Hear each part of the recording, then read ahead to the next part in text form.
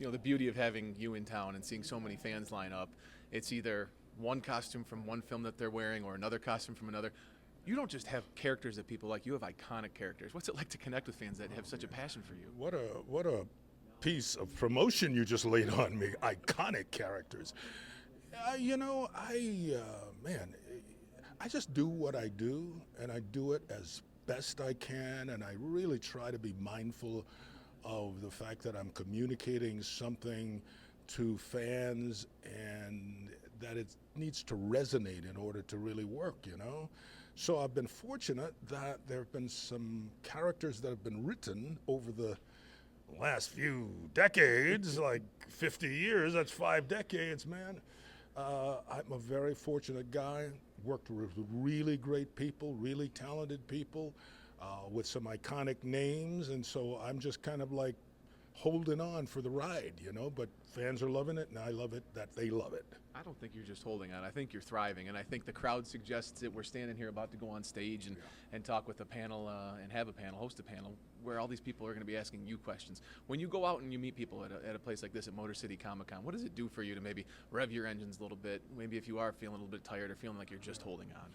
Well, first of all, coming to Detroit, Action Jackson, man, we were set in Detroit, and then I came here and did promotion, so I have great memories, but also an iconic city because I don't care where you live in the world, what rock you crawled out from under, Motown has been a part of your life. Sir.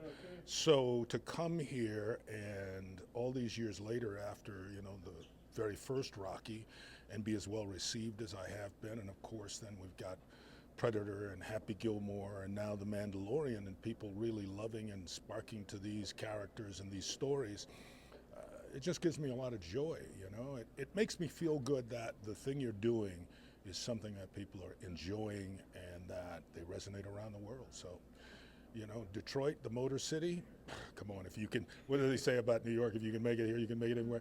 If you can make it in Detroit, man, if they love you in Detroit, you ain't doing bad. I want to sneak in one question about The Mandalorian because Greef Karga, I know, was supposed to be killed off. He was supposed to be an alien, and you were not supposed to show this beautiful God face. They didn't kill Greef Karga off. Yeah. Such a prominent role in Season 3, a new role for him as the Magistrate. What's the future hold? And are you going to be a big part of this film that they're planning? Well, first of all, I have to correct you. Oh, yes, He's the High Magistrate. That's right. That's right.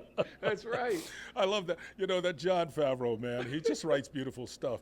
And it's so human because most of us, it's like, wait a minute, you don't realize how important I am. I'm the High Magistrate. But anyway, I'm just having a great time with it all. I really am, and the character, the entire Star Wars galaxy of characters, films, the iconic and great George Lucas was the man who birthed all of this. And here we are, my God, it's 50 years later.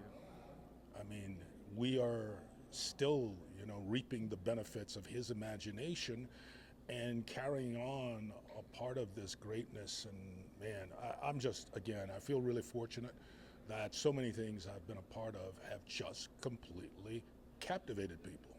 And here we are, again, in Detroit, and hopefully this crowd is not going to boo me and throw rotten eggs at me or something. Should we go do it? Let's go do it, man. Yes, sir. All right, thank you so much. Fantastic.